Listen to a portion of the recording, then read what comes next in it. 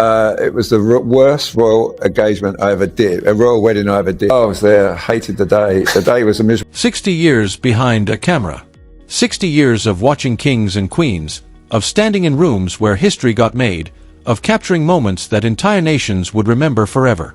And when a man like that tells you something haunted him, you listen. Arthur Edwards isn't a blogger with a hot take. He's not a Twitter personality with an agenda. He's the royal photographer, the one who was there for all of it, Diana's most unguarded moments, Charles's weddings, William's first steps as a father, all of it. So when this 85-year-old man, someone who genuinely loved the royal family and gave his life to documenting them, sits down and says that one particular royal wedding was the single worst day of his entire career, something shifts inside you. Because this isn't gossip. This is a witness. And what he witnessed on May 19, 2018 at Windsor Castle tells a story that the carefully filtered television broadcast never could. You watched that wedding from your couch, maybe with tea in hand, maybe crying a little at the gospel choir, and it looked like magic. Alex and Harry glowing, celebrities filling the pews, the whole world holding its breath. But Arthur Edwards was actually there. And what he experienced was something else entirely. The gap between those two realities, between what you saw and what he lived through, is where the real story begins. Windsor Castle that day was brutal in ways nobody showed you.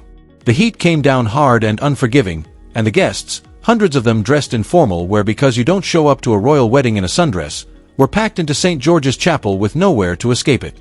Men in morning coats sweating through layers, women in elaborate hats and heels quietly suffering, everyone trying to hold their composure while cameras from around the world captured their supposedly joyful faces. Guests were discreetly fanning themselves with programs, makeup sliding, energy draining, and the ceremony stretched on. Now here's the thing that gets under your skin when you hear Edwards describe it. Royal events have always accounted for the unexpected. When William married Catherine, there were plans upon plans, contingencies, details obsessed over for months. The comfort of every single person in that building mattered because those people mattered. But at this wedding, according to Edwards, it felt like the guests were props. Their actual experience, whether they were suffering or comfortable or barely holding it together, was secondary to what the cameras were picking up. The broadcast looked radiant. The reality inside was miserable. And that contrast, that obsession with appearance over substance, kept surfacing throughout the entire day. The seating arrangement cracked open something even more uncomfortable. You have to understand what it means at a royal wedding when someone is given a front row seat. It's not just logistics. It's a statement of respect. Senior figures who've given decades to the crown, military veterans, people with deep institutional ties, they traditionally sit up front. Not because of ego or status games, but because their service means something and the seating reflects that. Edwards looked around that chapel and what he saw floored him.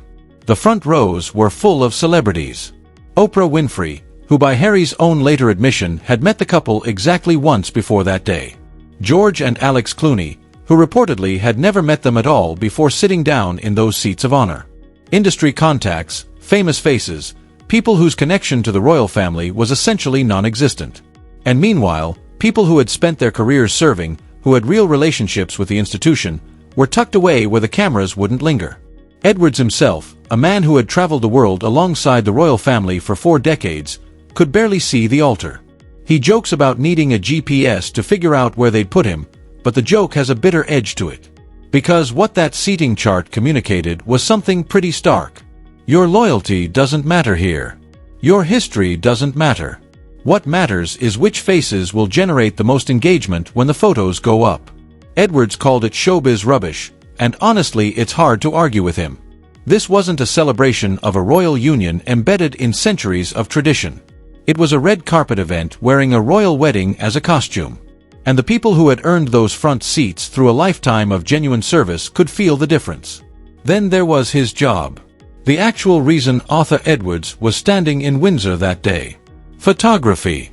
Something he's done at every major royal occasion for over 4 decades without ever coming away empty-handed. Until that day. For the first time in his entire career, he couldn't get a single publishable image. Not one. And this wasn't bad luck or technical failure. The photographers were pushed to absurd distances, forced to work with 800mm telephoto lenses, The kind of equipment you use when you're trying to photograph a bird on a distant hillside, not a royal ceremony happening yards away. When they were allowed closer, the positioning was deliberately obstructed. Angles blocked, sight lines ruined, access quietly strangled. But the moment that stuck with Edwards most was the carriage ride. That traditional procession through Windsor where the newlyweds wave and the crowds cheer and the photographers finally get their iconic shot, the one that ends up on front pages and in history books. When the carriage carrying Harry and Alex rolled past Arthur Edwards, they saw him. He's certain of that. And they looked away. Deliberately, consciously, they turned their heads. Edwards had traveled the world with Harry, had captured some of the most important moments of his life. And in that carriage, Harry looked the other direction. Edwards is direct about why he believes it happened. Harry was angry at the press over coverage of Alex during the engagement, some of it genuinely harsh, and he decided that his wedding would be his revenge. Instead of separating what was fair from what wasn't, instead of rising above it the way royals have always been expected to do, he turned the whole day into payback. And the casualty of that decision wasn't just Arthur Edwards' feelings. It was the photographic record of a royal wedding. Those images belong to history. They belong to the public who couldn't be there. And they simply don't exist because Harry decided that punishing journalists mattered more. The reception drove the point home in a different way. People who had endured hours of sweltering heat, who had traveled internationally in thousand-pound outfits, who had sat through that entire ceremony, arrived at the reception expecting what royal hospitality has always delivered.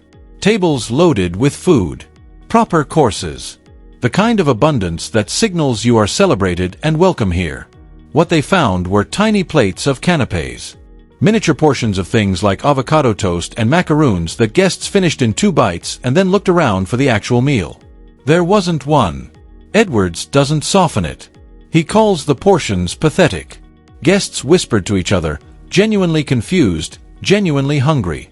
And some of them, people who had been invited to a royal wedding, stopped for food on the way home. At a royal wedding, the food wasn't a budget issue. The royal family was not suddenly struggling financially. It was aesthetic. The small, elegant, photogenic plates were designed to look beautiful in the magazine spreads that were clearly already being planned. Substance sacrificed for image. People sacrificed for optics. The same pattern, just on a dinner plate. What followed the wedding was, if anything, harder to watch.